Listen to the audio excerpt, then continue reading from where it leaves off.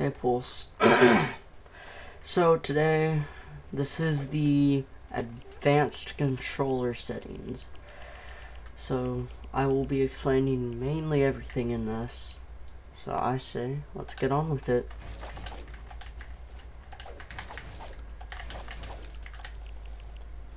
Alright, so when you turn this off and on, oh crap.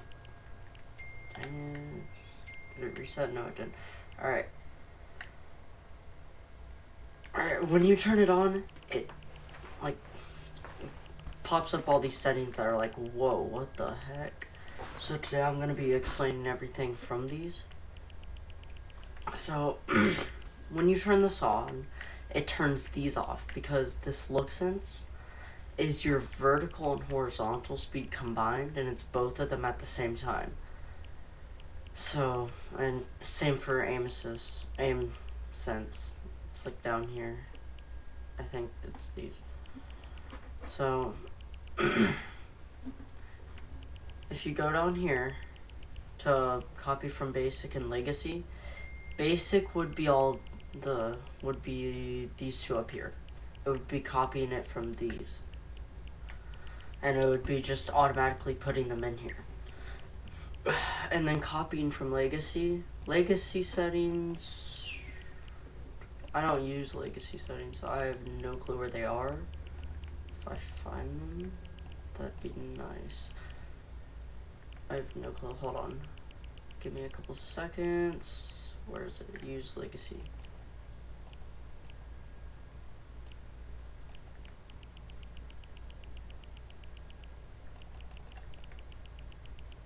Alright.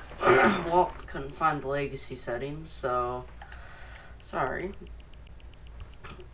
But I will be explaining the boost, like the vertical boost, the turning vertical boost and stuff like that. I will be explaining linear versus exponential, and I will be explaining mainly everything here.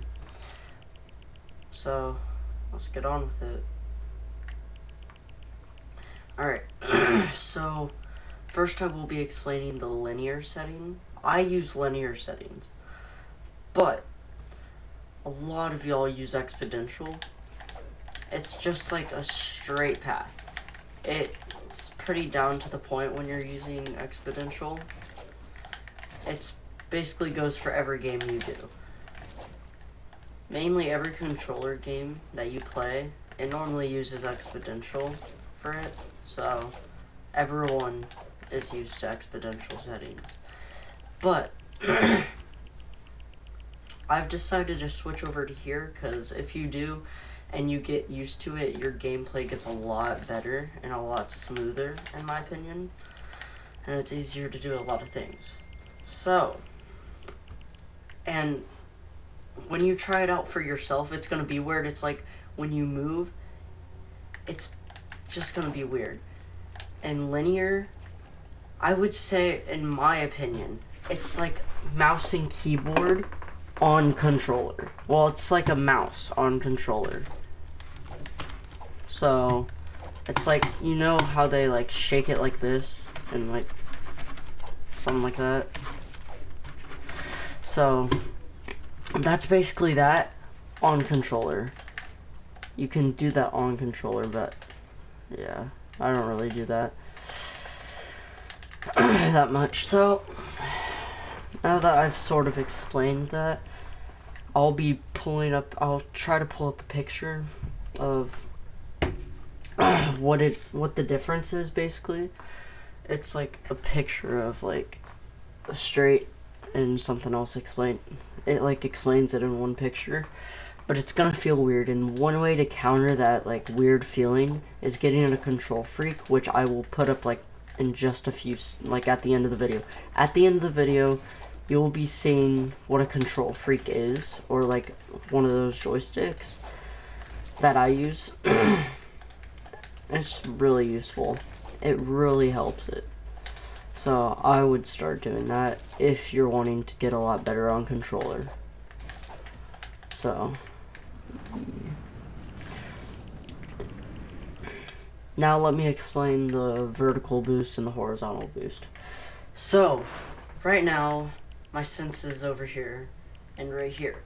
So let's say I put this all the way up. That's 100, 100.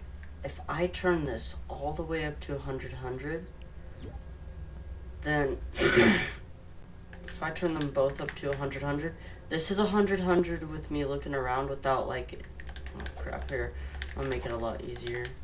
Ooh, that's weird, hold on.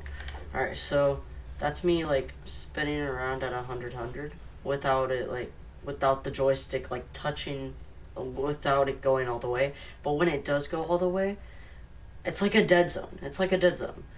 So when it hits that like point, that means it's gonna double the speed. So here's 100, 100, and here's double the speed. It doubles your speed basically. But you can put that as much as you want. So the reason I have these all the way down is so I have an instant boost, so it like doubles the speed. So it looks smooth and I can go fast at the same time. Right now, I'm at 50 with 65. So, or no, 55, 60. A lot of controller players, in my opinion, well no, not even in my opinion, if you're a controller player, I would stay in the range of 40 to 60 with those, if you use advanced, I would stay in the range of 50, 60, 40. So, yeah. And boost ramp time, if you look up there, it says the time it takes to reach the boost speed when the controller's look stick is fully deflected. So, I mean, that should sum it up in all of it. And then, this is your aim sense. I normally have it a little lower, but I think I might try a little higher this time. So, as I said, I have these down. So yeah, if you use legacy settings, you can copy from legacy settings. And if you use the basic settings like up there, you can copy from that. Aim assist strength, I'm using aim assist now, so there you go. Look input curve, that's the same thing. Use legacy look controls. No, I don't do that. That's how to turn on your legacy settings again. Alright, so that should sum it all up this time. So, ooh, crap, my edits be bad though. So, the next video will be on choices in arena with me and Landon. So, I wouldn't say very soon, I would say give me and him like a week and a couple days. We might even be able to get it this week, I don't know. So, be looking out for that one. I would definitely watch that one because it really does tell you your choices in it. And like, the only person you can lie to in that video is yourself, so I don't really care if you lie to yourself about what you chose. So, y'all do y'all, and have a good rest of your day.